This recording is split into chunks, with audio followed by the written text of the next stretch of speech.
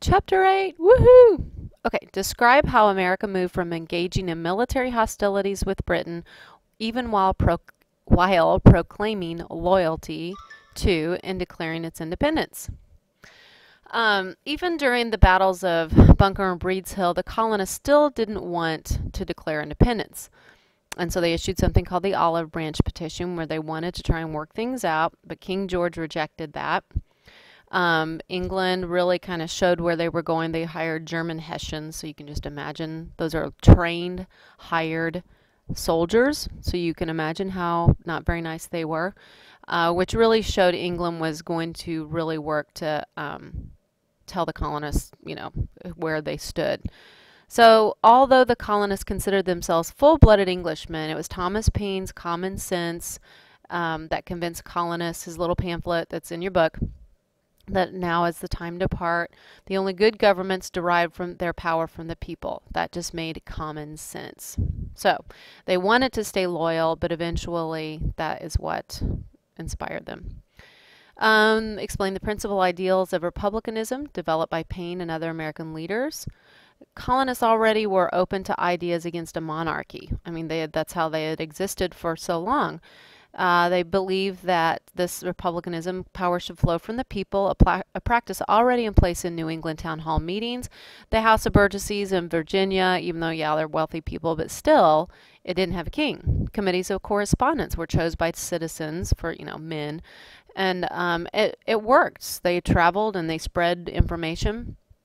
Again, dukes don't migrate. The colonists were used to the idea of upward mobility being possible for all people, in theory at least. One caveat, of course, not everyone liked the idea that the government's power should come from all of its people, and you'll see this when we talk about the Constitution. They made it very clear they did not want every single person voting. Number 3, explain the specific reasons and general principles used in the Declaration of Independence to justify America's separation. Oh, hang on. Okay, where was I? Let's see. Okay, specific reasons, general principles used in the Declaration to justify our separation. So if you read it, it's pretty simple, and Thomas Jefferson wrote it. He was only 33, a lot younger than me, and there were 27 specific reasons why they should become independent. He attacks King George, which was more of a specific person that the colonists could identify with. Now here's the thing that we celebrate incorrectly. June 7th, this guy proposed the resolution to the Continental Congress that colonists should make a clean break. July 2nd, Congress adopted the resolution. And then to prove colonists, especially the more sensible one, and to the other countries they have valid reasons, they wrote their grievances in the John Adams proclaimed that this day, July 2nd, would be celebrated with fireworks. But the document was approved July 4th. So that's the day we celebrate. So we kind of got it wrong. He said this was Mr. Jefferson's advertisement of Mr. Lee's resolution. And it was the greatest editorial. Why can I not bring that over? Great, it's over here. Greatest editorial for independence. The document cleared the air, so to speak. They were in rebellion, and on the very end of it, they pledged their lives, fortunes, and sacred honor to support it. Many signers did lose everything. There's a whole big thing on the internet of all the stuff that they lost. It's questionable whether or not it's true. Okay. 4, there were some who remained loyal to Great Britain. This was a minority movement, as are most rebellions and revolutions. Most people were either indifferent or didn't really want to leave the comforts of Great Britain. Many were raised to be loyal to the crown. They were Englishmen. It seemed pretty clear who the winner would be. The people who were loyal to Great Britain, were mostly educated, wealthy, cultured, older, Anglican, which is more in the South. They were doing just fine under the crown and didn't want to jump on the bandwagon of the rabble-rousing riffraff that was coming really basically from Boston and those areas. Aristocratic New York and South Carolina seems to go with their history of origin. They're like, no, we don't want to leave the crown. They're kind of like royalty. Those against the planter colonial elite would like to see them defeated by the British. Just different groups. Religious sects who feared domination from American religion.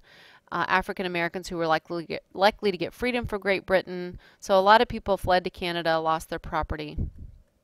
Okay, the Battle of Saratoga, you don't need to know all the details. Here's when it happened. It was really inept British leadership. We saw that in the French and Indian War if you read it more closely.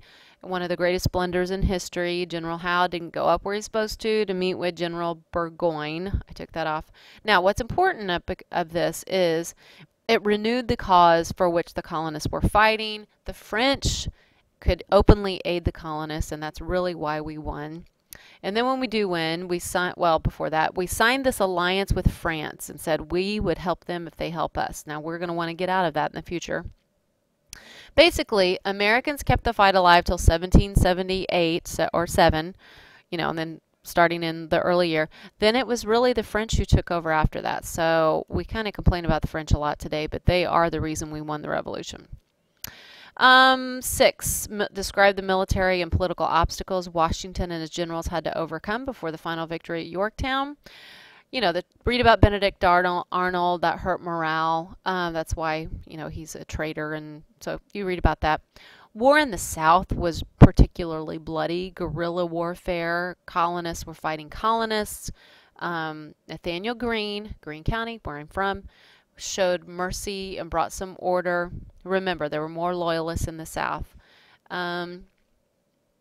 Let's see. So that was a problem in the South. Out west, the British could get Native Americans. George Rogers Clark, he's the guy who, Battle of Vincennes University, all that stuff.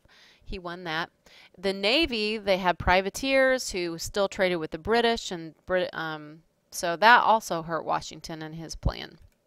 Then the Treaty of Paris is what ends the war, and America was able to achieve a stunning victory. Great Britain was generous. They feared Americans falling in with the French, so they wanted it to end, and they wanted it to be on good terms. Great Britain formally recognized the colonists, demanded mercy to be shown to loyalists, and the loyalist property be restored, so loyalists weren't hanged, on every tree.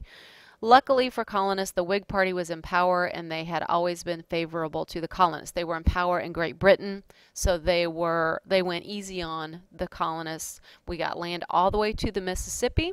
We still have to kind of fight for that again in the War of 1812 because Great Britain doesn't leave. So there you go.